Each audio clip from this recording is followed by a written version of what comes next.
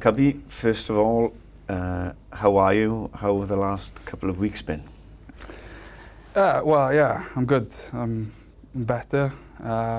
It's been obviously a long road, and now the announcements finally come out. It's good to get it off the chest. It's probably was a month in time before the announcement was out there, so I was probably having to lie to the boys a bit, which wasn't great. But 2 weeks now since the reaction, which was a good one, and been a bit bored, I won't lie, but probably that's my character.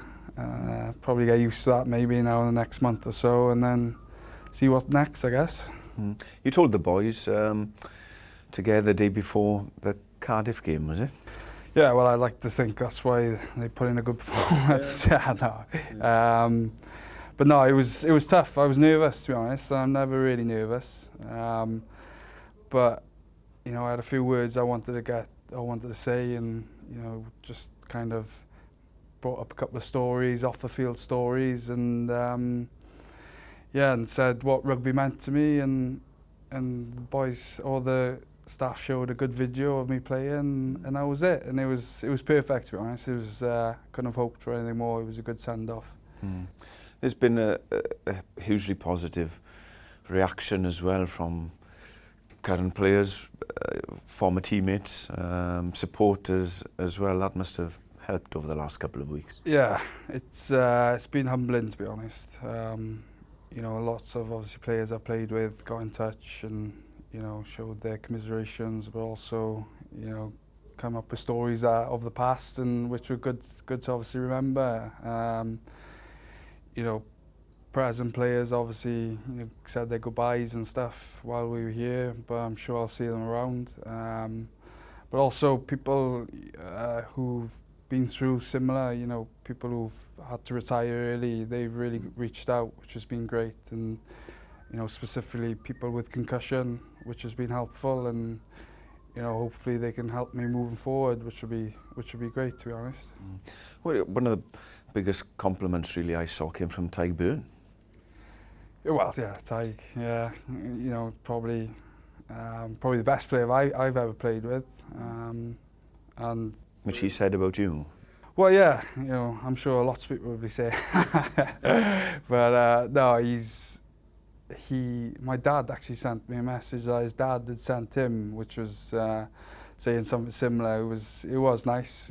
Tig is probably, like I said, one of the greatest players I've played with, if not the. And it's always nice to know that your colleagues and your peers, think so highly of you, and that is what it's all about, really. If your peers are saying things like that about you, then you can only look back with fondness on how it went. In terms of the decision to retire, how tough was it? Yeah, it's horrible. It's all I've known is playing rugby. From a kid, bloody hell, didn't think this was going to happen. It's a tough time, isn't it? Obviously, it's all I've known.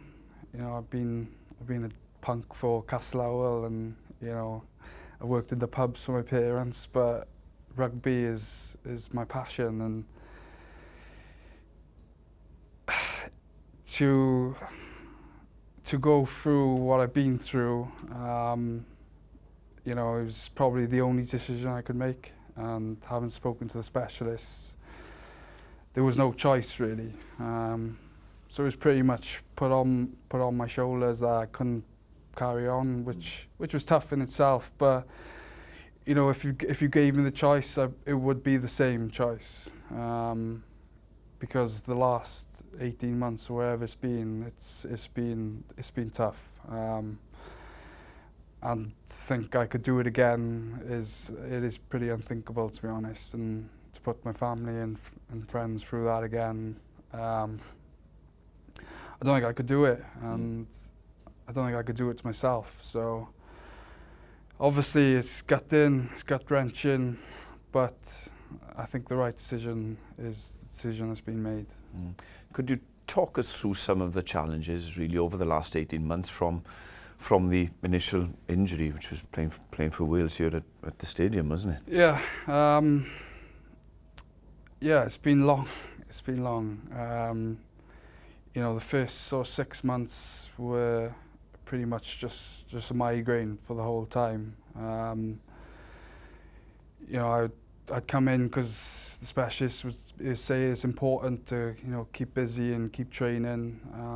But initially I was doing like 10-minute spins on a bike and I'd have to get off because I'd be feeling dizzy and feeling sick and my head would be throbbing. You know, I'd be driving home like just worried if I'm going to get home because I'm kind of, my head's all over the shop, and you know, I was getting neck pain, you know, my visuals were off. You know, probably all symptoms you could have through concussion, I probably had them all. But yeah, and then, you know, just trying to build tolerance for like going on the bike, and then, you know, once you did that, it was trying to build tolerance to running, and then once you did that, you know, it was trying to build tolerance to passing and catching, and it wasn't as if any of it was easy, and I had to kind of retrain myself to do it all, which was probably the hardest part. And yeah, and in the end, I got to a place where I was probably training with the boys in a capacity which was looking like I was really getting excited. I was getting to the point where I was still making breaks, and I felt good, you know. I was still, the pictures to me they were feeling really good. I was seeing them quickly, and I was, you know, my skill set was still there, which is class, to be honest. But you know, then it went on to contact, which just wasn't working, you know. Walkthroughs and stuff, little glancing blows to the head, I get symptoms straight away, and I just felt vulnerable, you know, really vulnerable, and the fact that, you know, any kind of blow would give me a headache, and you know, in the end I just knew like this isn't going to work, and I'm so glad that I did everything I could and went through, because I could have quit so long ago. I'm so glad I went to the 9th degree or the nth degree to make sure that the decision is the right decision, and I think it'll give me peace moving forward. You know, when I look back at the decision itself, you know, I'll be able to say, yeah, do you know what, you gave it everything, and unfortunately you couldn't do it, but at least you know. And those first 6 months, they were just, like I said, just constant, you know. My head just felt like it was going to explode sometimes, and yeah, and then, I got to a good place around November actually, but I managed to take a little glancing blow in training, and I went through all my symptoms again in the same cycle, but just in a condensed period, which was scary really, which showed my vulnerability again. But you know, like I said, it's just the only decision I could make really. It's obviously tough looking back over this last 18 months, isn't it? But if we are able to go back really to maybe the first couple of years at the Scarlets, you know, I was team manager at the time, so I'm going back 7-8 years potentially now, isn't it? But I was having phone calls from Steph Thomas, team manager at the Quins, every week. Yeah. You got to look at Cubby. You got to look at Cubby. You got to look at Cubby. You were tearing it up at the Premier Division there, really, weren't you? And we had a couple of opportunities. There were LV matches against the Anglo-Welsh Cup games, weren't they? Back in that period, we'd played a couple of games, maybe in 13-14 season, whenever it was, really. I remember Simon Easterby was head coach. He said, "Oh, opportunity for James Davies this week. Give him a call." So I like, "Oh, James, hey, you know, whoever we had, we had Saracens this week. Do you fancy a game?" And he said no. And I thought, hold on. No one's ever said no to me. I didn't know what to do. I said, okay, no problem. All right, we'll be in touch soon. I didn't know what to say. No one had ever said no. I know we were a student. I think in Bristol maybe at the time. I've never asked you this, but why did you say no? I can remember the shock in your voice, to be honest. I think at the time I was a student, and I'm a big believer in, if you want me, you want me, rather than maybe. And I know you got to show yourself sometimes and take these opportunities, but at the time it just wasn't right. I think it was probably around, times where I had exams or maybe some coursework to do, and I just thought at the time, I think that it just wasn't the right time, and I didn't want to come down for a couple of weeks just to then go back to maybe university. And like you said, I was tearing up at the time for the Quins. Yeah. So perhaps there was a little bit of resentment towards the club that perhaps I hadn't had that opportunity already. So yeah, there was probably a couple of things going through my head. Perhaps I went out the night before and I was still a little bit drunk or something, and probably had a little bit of cockiness in myself. But yeah, it was nothing against you, Garan. No, I never took it personally. That's something. But there's a cockiness, I suppose, that we would have seen throughout your career, isn't it? Well, it's not cockiness. There was a definite confidence there. Confidence, and I'm a big believer that you got to believe in yourself, and if you don't believe in yourself, no one else is, and there's no one in this world that thinks or thought I was a better player than I thought I was, and I thought I was shit hot, and I think it's probably why I got to where I've got to, because like we discussed earlier, I had to really perform and outperform because of my size, and people didn't believe in me as much as I did, and I really had to kind of do it the hard way, I guess. And I think if I didn't believe in myself, I would have been convinced by everyone else not believing in me, and I would never have got to where I've got to. I think that just kind of resonated with me throughout my career, and I really do believe that if I wasn't the way I was, I wouldn't be here, and I would not have had the career I've had. It's a huge part of what you've been at the Scarlets, isn't it? But I remember you mentioned talking about the size, and you were believed to be too small. I remember when Simon Easterby signed you in the end for the Scarlets. You would have been here for the pre-season. Simon Easterby left not long after signing you, really. So Wayne Pivac came in as head coach. And I remember Wayne Pivac discussing you, really. He didn't know you at all, did he? And he would have said at the time, James Davies is too small. He's got to get in the gym for 6 months. He's too small. He's not going to play. And that was probably an accepted view and something you had to battle throughout the years. But once he saw you play, once you did have an opportunity, you were the first name on the team sheet. Well, it's funny. I remember meeting with Easters in Costa in Cowbridge, and he actually said that I reminded him of himself, which I thought, this is going to be a good opportunity here. So when he actually left, I thought, what's going up now? But I remember Wayne coming in, and at the time I'd just come off of, obviously, Sevens series, so I was probably a bit lighter than what I wanted to be for 15s, so he had probably a few good points. I remember he put me on what he said was a 10-week weightlifting program, or putting on weight program, as he said. And I was doing gym, obviously big sessions in the gym, and then my diet was heavy, or I was eating a lot, obviously, and we played Bath in the pre-season, and I happened to go well.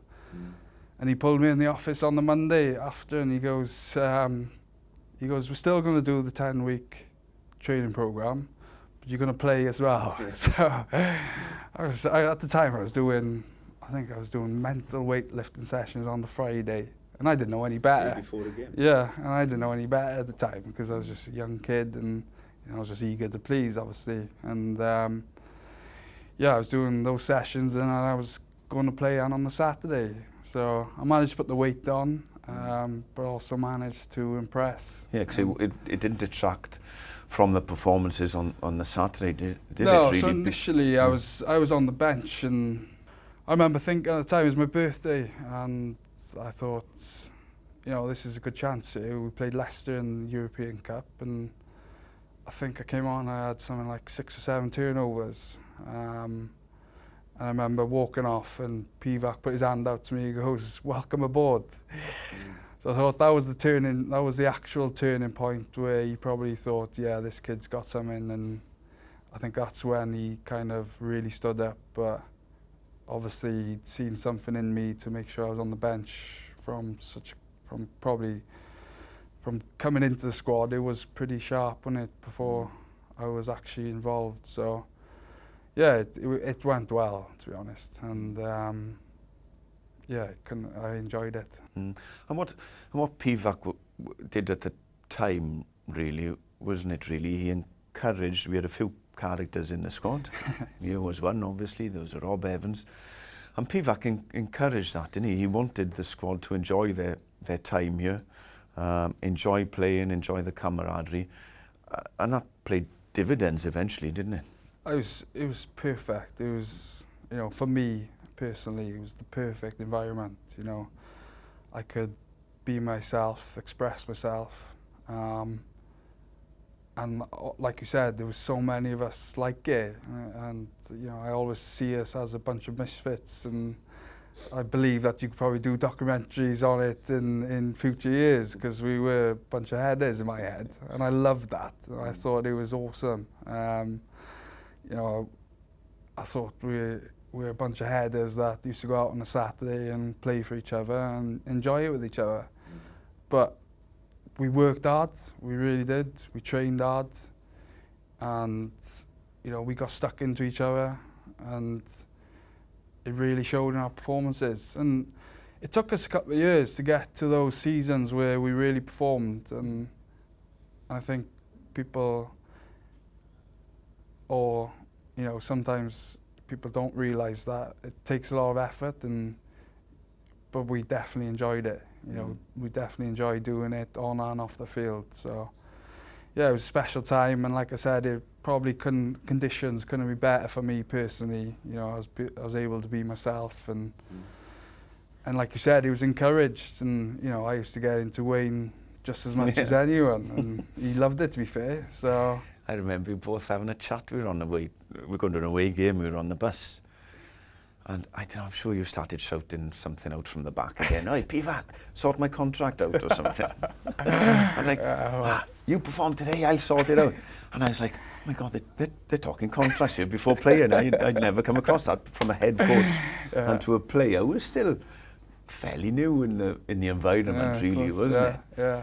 And it's like, I couldn't get over what I was hearing, but it was that environment at the time. There was an honesty between you and Pivac in your relationship, but there was also an honesty then in that relationship that, you know, he respected the fact that you'd come out every week, you'd perform every week, you'd pick up man of the match every week. Yeah, I think he had that, definitely. It was, you could be that way if you performed for him, and you know, that's something that I loved as well. Is like, you got to earn that kind of, or you earn your stripes as such. And you know, if I was crap every week, I probably wouldn't be in like that. But I'll never forget, I remember Tails saying, like in a team meeting, you know, does anyone want to do their level 1 coaching badges? And I remember being sat at the back, and I just thought, I gotta say it. And I said, "Wayne." But he laughed his head off, you know, and that was what it was like. It was as if we were a bunch of cowboys, but yeah, it was class. Yeah, it was an enjoyable couple of years, really, wasn't it? You know, the team performances were improving. Like I said, it was becoming boring. It was man of the match, James Davies. Hey, man of the match, James Davies. Hey, man of the match, James Davies. Oh, yeah, well done. Man of the match, James Davies. Oh, yeah, standard. There was a period there, and it was leading into I call it, we were untouchable at the end of the 16-17 season, weren't we? Yeah, and it was exactly like that. I've never been a part of anything that's built momentum like that, and you use the word untouchable, and that's exactly how I felt, especially going into those last two games. I just didn't believe that we could lose. I didn't think we could, and that Leinster performance was quite remarkable, especially that first half. We put them to bed, and then obviously Steph got red carded, and I went on the wing, but we just didn't flinch. And I remember being in half time and thinking exact same thing. Even after the red card, I thought, we're just not going to lose. It was as if we had God on our side or something. It was remarkable. And then obviously going into Munster, I remember previewing Munster, and this is no disrespect to them, and I remember Steve showing some clips of where we could get them, and I had John sat next to me, and brother, and I just said to him, we should put 40-50 on these, and it was just like the perfect storm, the way they set up built. I just watched it and I thought, we're just going to win this comfortably. And I know it's easy to say that now, but you could ask him, that's exactly what happened. And there's no greater feeling I've ever experienced than those kind of weeks leading up to that final, because we were just enjoying it, and we knew how good we were, and it was obviously showing in the performances, and it was just a special time to be a part of, and it was just world class, I guess. It was never really about the accolades for me. It was never about the MOMs, the caps, it was more about just giving everything for your teammates, and giving 100% week in, week out, home and away. And I did that to win, because that's all I wanted to do was win. Just because mainly it was more enjoyable. It was more fun, obviously, on a night out. It was more fun in the week. And, it just happened to be that, I'd get those awards because I did everything I could for the team. And obviously I performed well and, got those awards or whatever. But the motivation was to win for the boys and, to have that feeling in the change room. And there's nothing like it. That feeling after a win, a good win away from home especially. I'm getting shivers down my spine now. Because that was what it was about for me. It was class. It was... I just loved it. I absolutely loved it. Because we went, following that year, we had a great run in Europe. We had another purple patch really in Europe.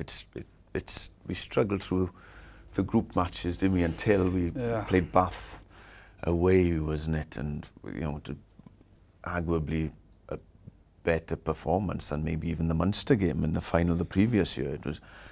We transformed. There was Rob Evans flicking a basketball pass underneath his own post. We were playing from everywhere. Patchell was 15. It was a great performance on that day, but then that helped build momentum then to play in Toulon home. When they were the giants of European rugby in that time. We beat Toulon home, had the home draw against La Rochelle. We went on another 5 or 6 week block again. We were untouchable, weren't we? It's difficult. You can't.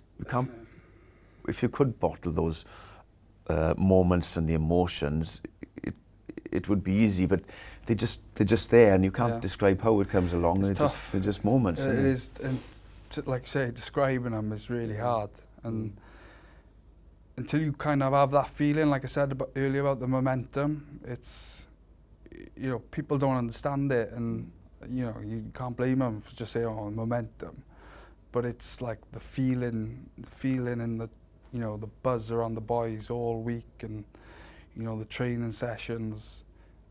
You just build belief, and like I was saying earlier, believe in yourselves and believe in the team, and if you've got that, you've got a fighting chance against anyone. And we knew how talented we were and how hard we worked, and all these things, and it just happened, you know.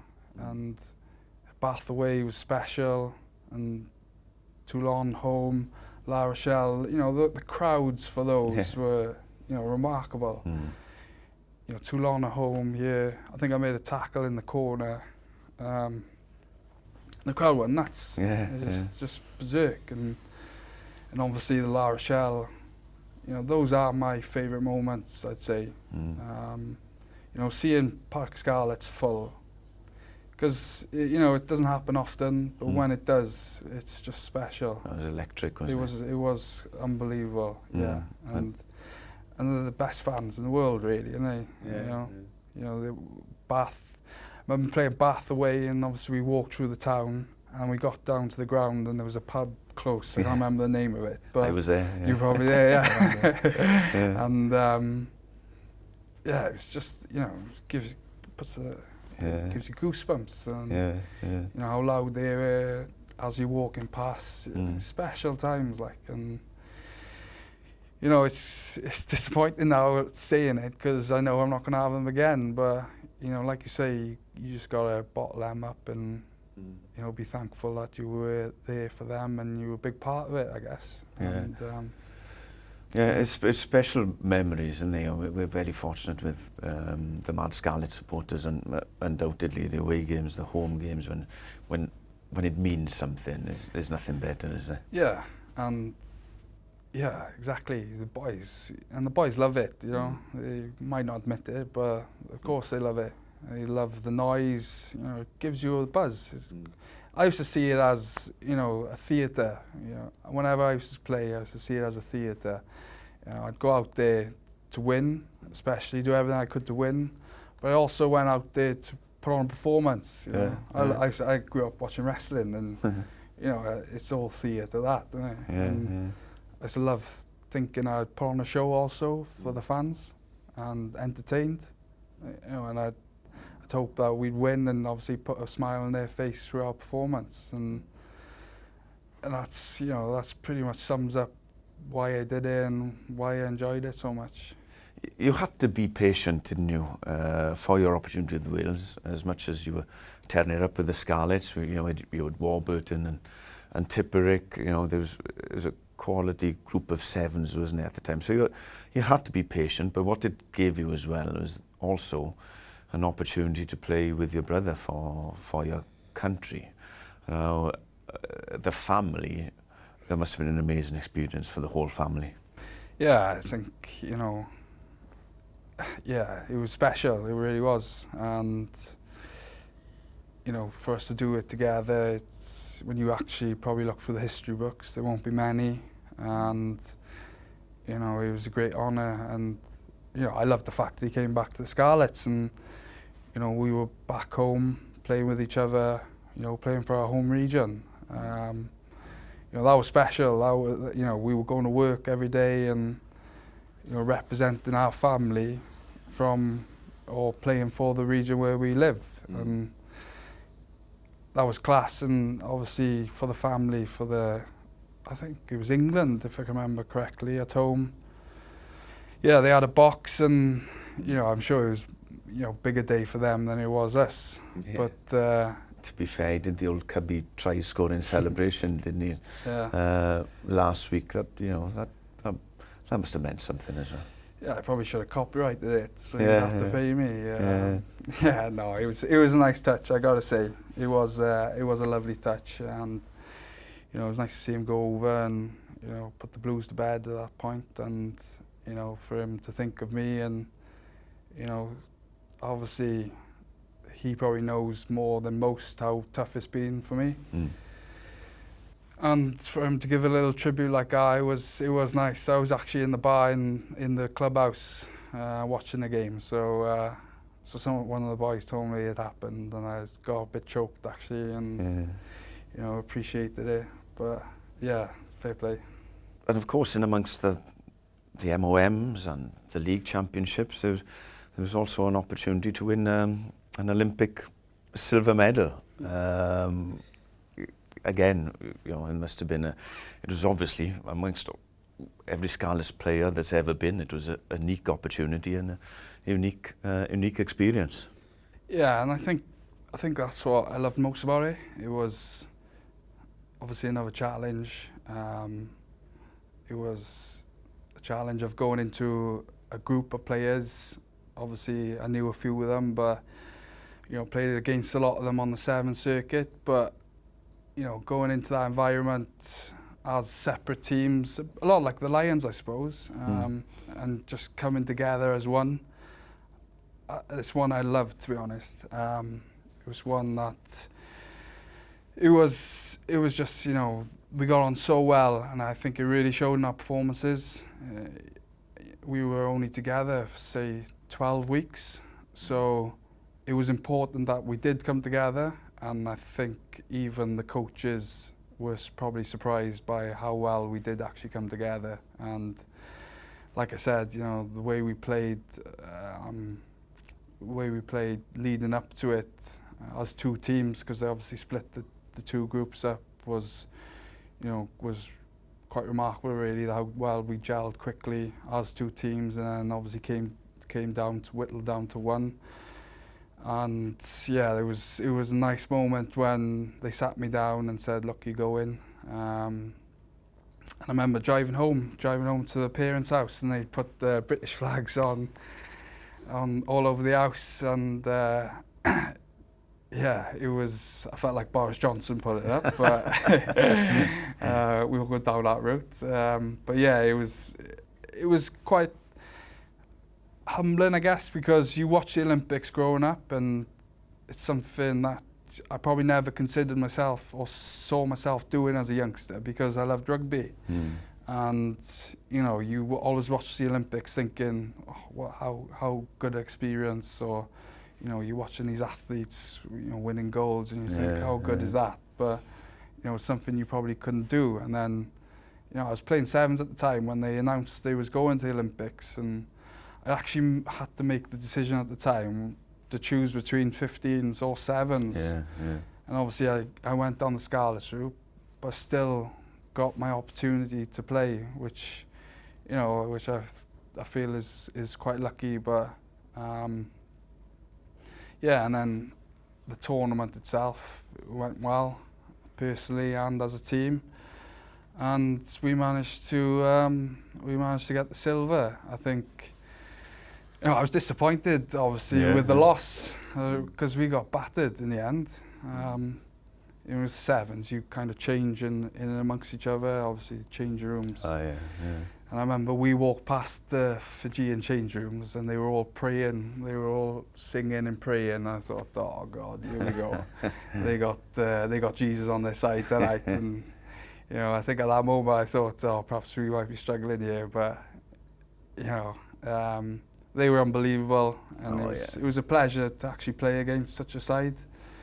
You're probably not going to get a team, especially a 7s team, with the names they had put together like it ever again. And for us to come away with a medal, considering how little time we had together, probably just shows, like I said earlier, how well we actually gelled and became a team very, very quickly. And to be a part of it was,